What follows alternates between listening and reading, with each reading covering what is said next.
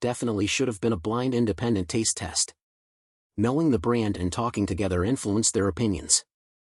The observation that the chefs were aware of the brands during the taste test and engaged in discussions about them raises a valid point.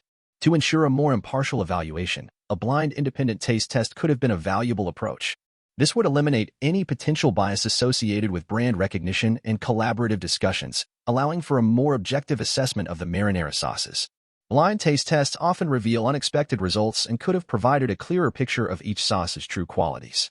Nonetheless, the chef's insights into the impact of ingredients, cooking methods, and their final rankings still offer valuable considerations for those seeking the best store-bought marinara sauce.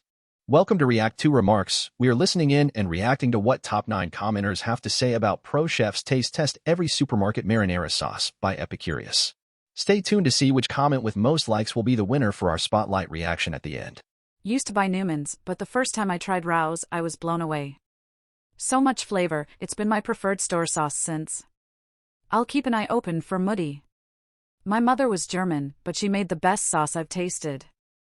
Your switch from Newman's to Rao's, driven by the impressive flavor, is a compelling testament. It's intriguing to consider Moody based on expert recommendations.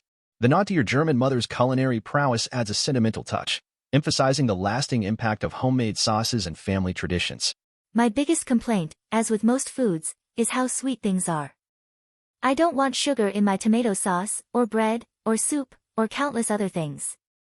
I won't do ragu or prego because they're just red sugar.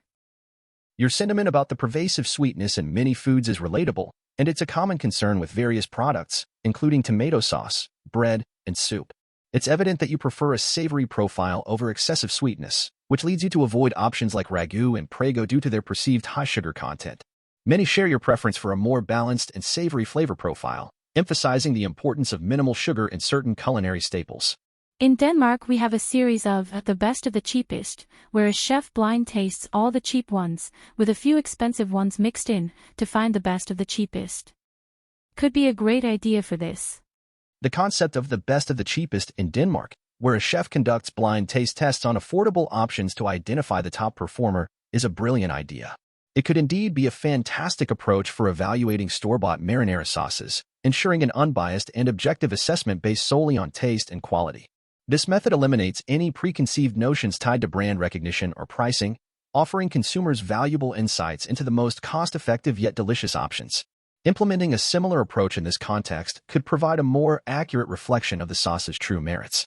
Without a blind taste test, this can easily be classified as a commercial for more expensive pasta sauces.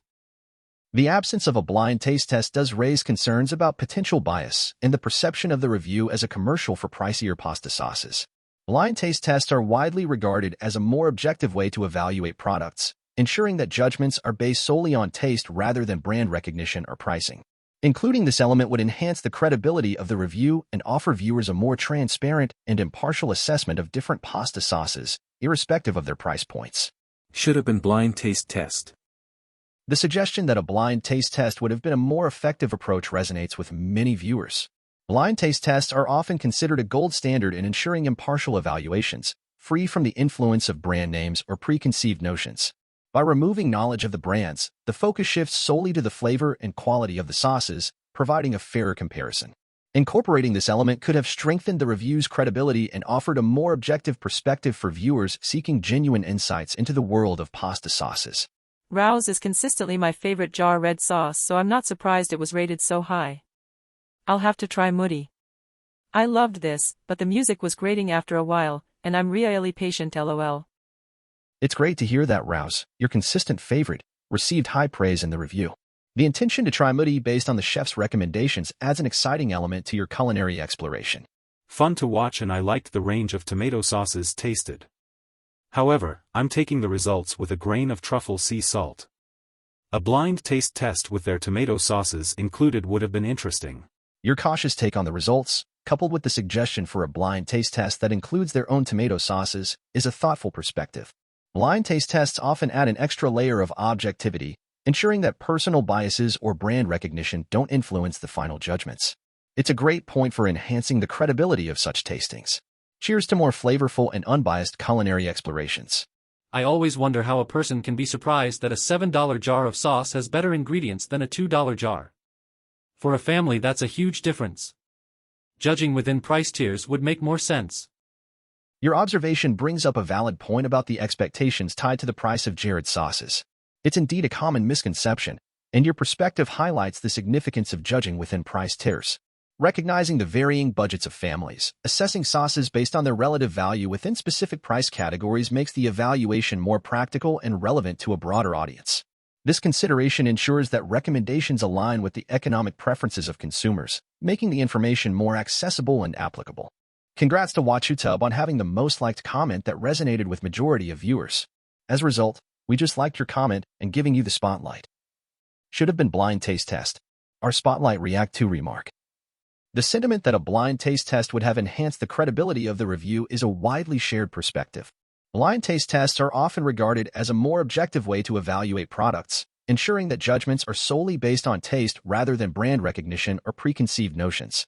Incorporating this element could have provided a clearer and unbiased perspective on the different marinara sauces, fostering a more genuine and impartial evaluation for viewers. Please give us a like, comment below, subscribe to react to remarks, and looking under our foods playlist for more of our similar reactions. Thanks.